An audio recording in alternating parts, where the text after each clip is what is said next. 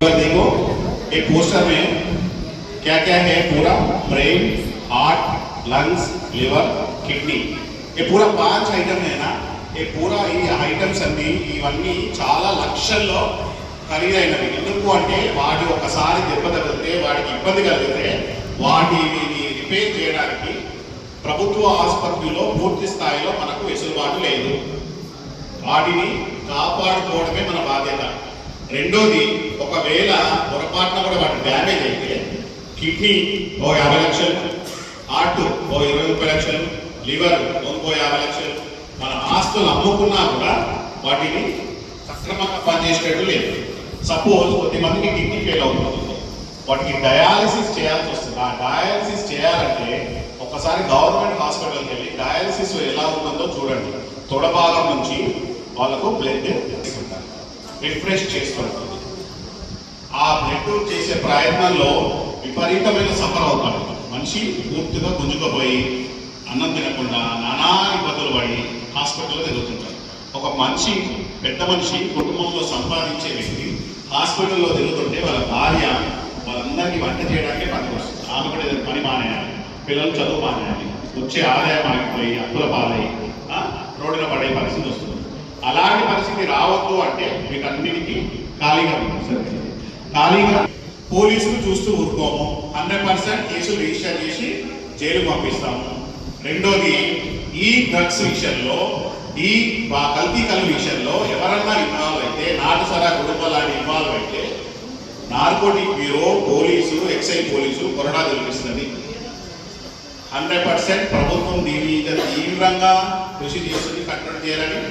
ఈ మధ్య కాలంలో డ్రగ్స్లో ఇన్వాల్వ్ అయిన, ఎక్కడైతే కంపెనీలో డ్రగ్స్ తయారవుతుందో మెటీరియల్, ఆ మెటీరియల్ తయారు చేసే కంపెనీ ఒక 3-4 సంగారెడ్డి లిమిట్స్, మెదక్ లిమిట్స్లో ఉంటే 270 కోట్ల ఆస్తులను సీజ్ చేసేసి, కంపెనీ ఆస్తులు ఉంటాయి కదా, ఆ కంపెనీ ఆస్తులన్నీ సీజ్ చేసి, అది కాకుండా ఆ ఇన్వాల్వ్ అయిన దాంట్లో వాళ్ళ బంధువులని, వాళ్ళ తమ్ముడిది, అన్నది, పెద్దనాన్నది, చిన్నాన్నది, అక్కడి చెల్లి ఆస్తులు ఉన్నాయి. ఒక కారు కానీ, మోటార్ సైకిల్లో కానీ, ప్లాట్లు కానీ, ఇండ్లు కానీ, పొలాలు కానీ, బ్యాంక్ బ్యాలెన్స్ కానీ, bank transaction total legal money నుంచి సంపాదించిన ఒక సింపుల్గా కేసు అయితే వాటన్నింటినీ జప్తు చేసి గవర్నమెంట్కి రాస్తుంది. కోర్టు కేసు కావాలంటే 6 నుంచి 8 ఏళ్ళు, పనిష్మెంట్ వచ్చినందుకు 10 ఏళ్ళు, 10 సంవత్సరాల పైన పనిష్మెంట్ వస్తుంది. 10 సంవత్సరాలు జైల్లో చిప్పకూడదు తినాల్సి వస్తుంది. అప్పటి వరకు ఆ ఆస్తులు గవర్నమెంట్ దగ్గర సీజ్ అయి ఉంటాయి. అయిపోయిన తర్వాత కూడా గవర్నమెంట్ వాటిని రిలీజ్ చేయదు. ఇట్లాంటి విషయాల్లో ఇన్వాల్వ్ అయితే ప్రభుత్వం కానీ, పోలీసులు కానీ కఠినంగా ప్రవర్తించే అవకాశం ఉంది. మేము వెరీ రీసెంట్ కేసెస్ రిజిస్టర్ చేసి హైదరాబాద్ సిటీ, నిజామాబాద్ అంటే మంచి పెద్ద పెద్ద టౌన్లలో, కరీంనగర్ లాంటి టౌన్లలో చూస్తే డ్రగ్స్ కేసెస్లో, కల్తీ కళ్ళు కేసులలో 50 నుంచి 70% యూత్ ఉంది. వాళ్ళ ఏజ్ ఎంత అంటే 16 నుంచి 30 లోపే కేసెస్లో ఇన్వాల్వ్ అవుతున్నారు. 16 to 30 యంగ్ ఏజ్ వాళ్ళందరూ క్రిమినల్స్గా మారుతున్నారు.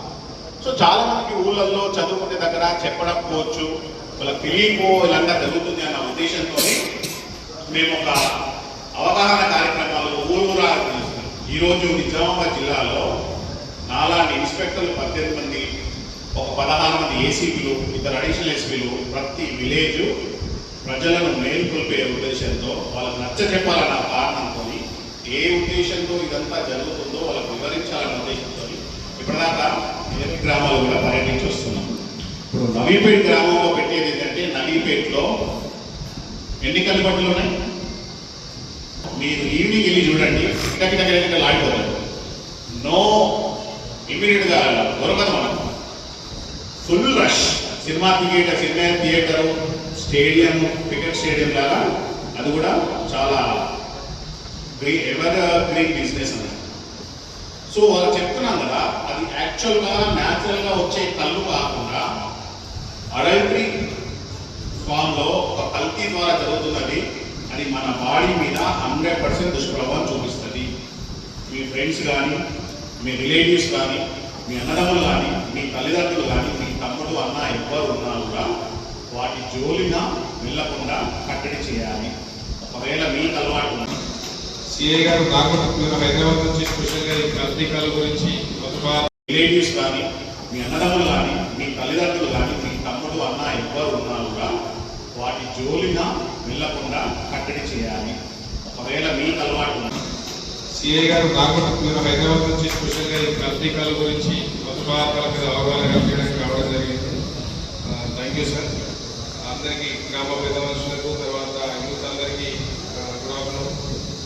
ముఖ్యంగా ఇప్పుడు ఇక్కడ ఉన్న వాళ్ళందరికీ చాలా మందికి అలవాటు లేకపోవచ్చు, ఎందుకంటే యూతే ఎక్కుతున్నారు. మీకు అలవాటు లేదు కదా మాకెందుకు అనుకుంటారేమో. మీ ఇంట్లో మీ పెద్దవాళ్ళు, మీ అమ్మ కావచ్చు, మీ నాన్న కావచ్చు, మీ బాబాయ్ కావచ్చు, మీ మామ కావచ్చు, మీ వాళ్ళు తాగుతూ ఉంటారు. వాళ్ళని మార్పించండి, ఓకేనా? మీకు అలవాటు లేదని చెప్పి వదిలేయకుండా మీ ఇంట్లో వాళ్ళు కావచ్చు, చుట్టుపక్కల ఫ్రెండ్స్ కావచ్చు, లేకపోతే మీ పక్కింటి వాళ్ళు కావచ్చు, వాళ్ళందరినీ మార్పించే బాధ్యత మీ పైన ఉంది. అది మీకోసమే, మీ ఆరోగ్యం పాడగాకుండా అని చెప్పి వాళ్ళకి నచ్చ చెప్పండి. ఒకేసారి మానేయడం కూడా చాలా కష్టం. ఇప్పుడు ఎట్లా అంటే స్టెప్ వైజ్గా అంటే 4 తాగేవాళ్ళు రెండు మానేసి 2 తాగడం, 2 తాగేవాళ్ళు 1 మానేసి 1 తాగడం, అట్లా మానేస్తేనే ఇది పేరుపై ప్రభావం చూపకుండా ఉంటుంది. ఒకేసారి మానేస్తే కూడా ఎందుకు ప్రాబ్లమ్స్ వచ్చే ఛాన్స్ ఉంది. ఇప్పుడు రెగ్యులర్గా ఈ కళ్ళు అలవాటున్న వాళ్ళు ఒక 2 days మానేస్తే వాళ్ళకి ఫిక్స్ వస్తుంది. ఆ విధంగా వాళ్ళు అసలు అది లేకుండా ఉండలేకపోతున్నారు. కాబట్టి మెల్లిమెల్లిగా అది మానిపిస్తే ఆరోగ్యం బాగుంటుంది. తర్వాత గంజాయి విషయానికి వస్తే యూత్ చాలా మంది స్మోకింగ్ అలవాటు అవుతున్నారు గంజాయి విషయంలో. అట్లాంటి ఏమైనా మీ దృష్టికి వస్తే 100-100 నెంబర్ కానీ 1908 నెంబర్ కానీ తెలియజేస్తే మీ విషయాన్ని గోప్యంగా ఉంచి వారి మీద చట్టపరమైన చర్యలు తీసుకోబడతాయి. దీని మీద కఠిన శిక్షలు కూడా ఉన్నాయి. 10 years ఎబో పనిష్మెంట్ ఉంది. 10 సంవత్సరాలు వాళ్ళు జైల్లో ఉండబడుతుంది. గంజాయి సేవించడం నేరమే, అమ్మడం నేరమే. అమ్మే వాళ్ళకి నేరం అనుకుంటే తప్పు, సేవించడం కూడా మత్తు పదార్థాలు సేవించడం కూడా చట్ట ప్రకారం నేరం కింద పరిగణించబడుతుంది. థ్యాంక్ యూ సార్ ఈ సమయం లభించినందుకు. ఇప్పుడు మన ఎక్సైజ్ ఎస్ఐ గారు మాట్లాడుతున్నారు.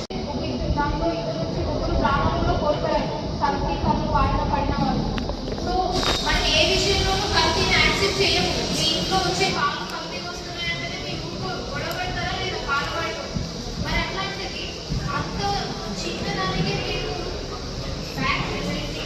యాక్షన్ తీసుకుంటున్నారు. ఎందుకు కల్తీ పాలు ఎందుకు ఇస్తున్నారు? అట్లాంటిది కల్తీ విషయంలో కల్తీ జరుగుతుంది. కావాలని కాదు, కొంతమంది చేస్తున్నారు. వాళ్ళకి అత్యాశ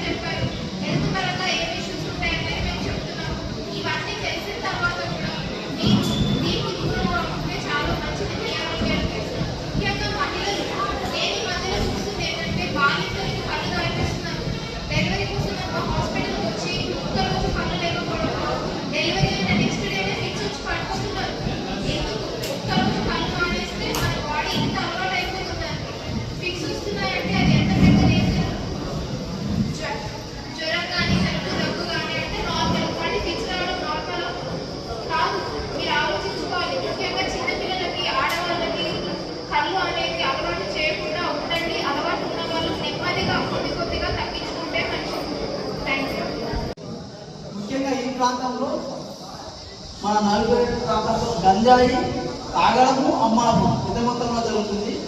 ఇక్కడ ఉన్నటువంటి యువతలో కూడా పాఠశాల స్థాయిలో 8th, 9th, 10th, intermediate, degree plus Hyderabad engineering చదువుతున్న వాళ్ళు కూడా చాలా మంది ఎడిక్ట్ అయిపోయి బానిస అయిపోయారు ఈ గంజాయి తాగడానికి.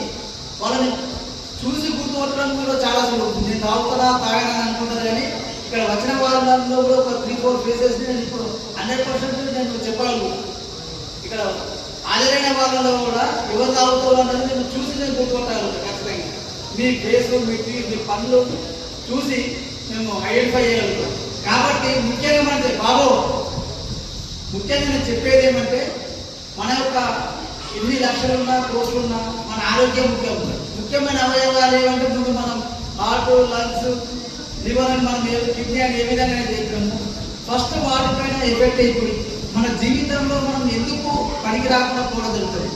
ఒకవేళ మనము సారా తాగితే 2 గంటలు, గంట, 2 గంటలు, 3 గంటల లోపల మన యొక్క మత్తు అనేది దిగిపోతుంది. కానీ గంజాయి తాగినటువంటి ఒక వ్యక్తి యొక్క మత్తు అనేది 24 hours బ్లడ్ సర్క్యులేషన్ అవుతూనే ఉంటాయి. వాడు ఏ లోపల ఉన్నాడు, వాడు ఏమి చేస్తున్నాడు, వాడు ఏ విధంగా ఉంటాడో వాడికి కూడా తెలియదు వాస్తవంగా.